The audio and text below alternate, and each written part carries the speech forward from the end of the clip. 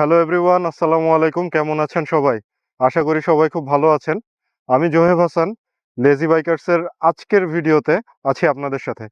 আজকে বেসিক্যালি আমাদের এইখানে আসা একটা ইম্পর্টেন্ট টপিকস নিয়ে কথা বলার যে বিষয়টা সেটা হলো রিসেন্টলি দেখছেন যে একটা হিট ওয়েভ যাচ্ছে আমাদের পুরো বাংলাদেশের উপর দিয়ে। ঢাকা সিটিতে যেখানে তাপমাত্রা 40 ডিগ্রি 41 ডিগ্রি পর্যন্ত উঠতেছে, তাহলে আপনি বুঝতেই পারছেন যে বর্তমানে আসলে কোন অবস্থানে আমরা আছি। না, বাইকদের কিন্তু আমাদের ঠিকই নিচেই রাখতে হচ্ছে গ্যারেজের ভিতরে অতিরিক্ত গরমে। তো আমরা বাইকের যত্নের জন্য সেক্ষেত্রে কি করতে পারি, আজকের আলোচনার টপিক সেইটাই।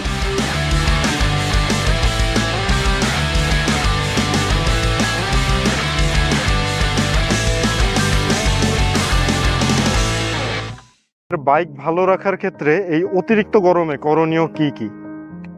আমরা প্রথম অবস্থায় যেটা করতে পারি, আমাদের এখন গরমে অতিরিক্ত গরমে স্বাভাবিকভাবে কিছু নিউজ হয়তো আপনারা দেখতে পাচ্ছেন যে রাস্তার বিটুমিন রাস্তা গলে যাওয়া রিলেটেড অনেক কাহিনী সামনে চলে আসছে। আর শুধু তাই না, রাস্তা অনেক গরম থাকে প্রচণ্ড হিটে। এই কারণে যেটা করবেন, অলওয়েজ টাইম টায়ার প্রেশারটা চেক করে নেবেন, প্রপার টায়ার প্রেশারে যাতে বাইকটা থাকে, অতিরিক্তও না কমও না। যদি অতিরিক্ত টায়ার প্রেশারে থাকে বাইক, সেক্ষেত্রে যে জিনিসটা হবে, চালানোর সময় অনেক বড় কোনো দুর্ঘটনার সম্মুখীন আপনি হতে পারেন। এবার দ্বিতীয় বিষয় যেটা আছে সেটাতে আমরা আসি। দ্বিতীয় বিষয় হলো ইঞ্জিন অয়েলটা।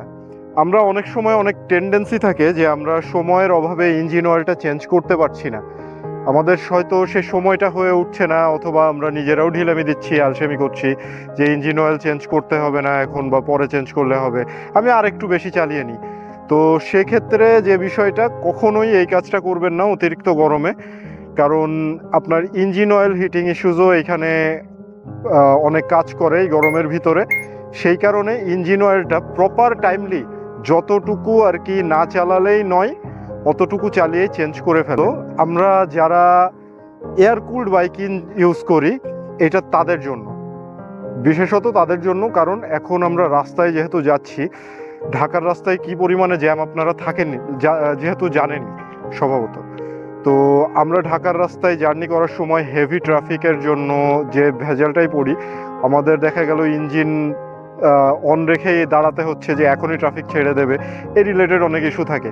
তো সেক্ষেত্রে জ্যামে পড়লে আর ইঞ্জিন এরকম অন রেখে দিলে স্বভাবত হয় কি, এয়ার কুলড ইঞ্জিন যেহেতু আমাদের, সেক্ষেত্রে ইঞ্জিন অনেক হিট করে। এখন যেহেতু ইঞ্জিন হিট হইতে থাকলে তখন বাইকের আওয়াজ চেঞ্জ হয়ে যায়, পারফরমেন্স ডাউন করে। সেই কারণে যে জিনিসটা খেয়াল রাখবেন, ইঞ্জিন হিট যাতে না হয় সেই দিকটা একটু ভালো মতো টেক কেয়ার করেন। আর এইটার জন্য করণীয় কি, এইটার জন্য হেভি ট্রাফিক এরিয়া অ্যাভয়েড করে চলবেন, যে এরিয়ায় ট্রাফিক কম সেই এরিয়া দিয়ে বাইক চালাবেন সব সময়।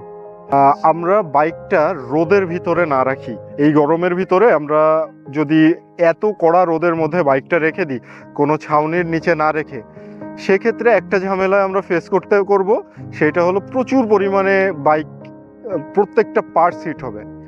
তো অনেকের দেখা গেল বাইক নতুন কিনছে, কেনার পরে 1 বছর পরেই বাইকটা দেখতে পুরানো পুরানো লাগছে। কারণ কি, ওই যে শেডের নিচে না রেখে দিছে ডিরেক্ট রোদের নিচে। এটার ফলে হয়েছে কি, ডিরেক্ট রোদটা পড়ে বাইকের কালারটার ফেড করে ফেলছে। তো এই জিনিসটা যাতে না হয় সেই দিকে খেয়াল রাখবেন সবাই। আর বাইকটারে সবসময় চেষ্টা করবেন একটা শেডের নিচে রাখা। এর পরের পয়েন্টে যে জিনিসটা আমাদের খেয়াল রাখতে হবে, এটা শুধু গরমের জন্য না, এটা সবসময় খেয়াল রাখবেন, এই বাইকটা কিন্তু আপনার সঙ্গী, বাইকটা আপনার চলার পথের সঙ্গী। বাইকটা সব সময় যে কোনো পজিশনে, যে কোনো মুহূর্তে আপনি যখন চাচ্ছেন আপনাকে সাপোর্ট দিচ্ছে।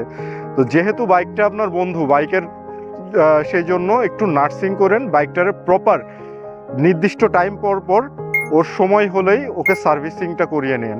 এতে হবে কি, বাইকের ইঞ্জিনটা ভালো থাকবে, বাইকটাও ভালো থাকবে, আপনি দীর্ঘদিন একটা বাইক নিয়ে রাইড করতে পারবেন। আমরা আমাদের ভিডিও শেষ করে ফেলছি এইখানেই। আপনারা stay tune to lazy bikers. সব সময় অবশ্যই রাইডিংয়ের টাইমে সেফটি গিয়ার্স, যেরকম আমাদের হেলমেট, গ্লাভস এবং ভালো জুতা, রাইডিং বুটস কেনার ক্ষমতা যেহেতু অনেকেরই নেই, ভালো একটা জুতা পরিধান করবেন যাতে অ্যাক্সিডেন্টে ক্ষয়ক্ষতির মাত্রা কম হয় যদি করেন। আর সব সময় সাবধানে বাইক চালাবেন, মনে রাখবেন যত গতি তত ক্ষতি।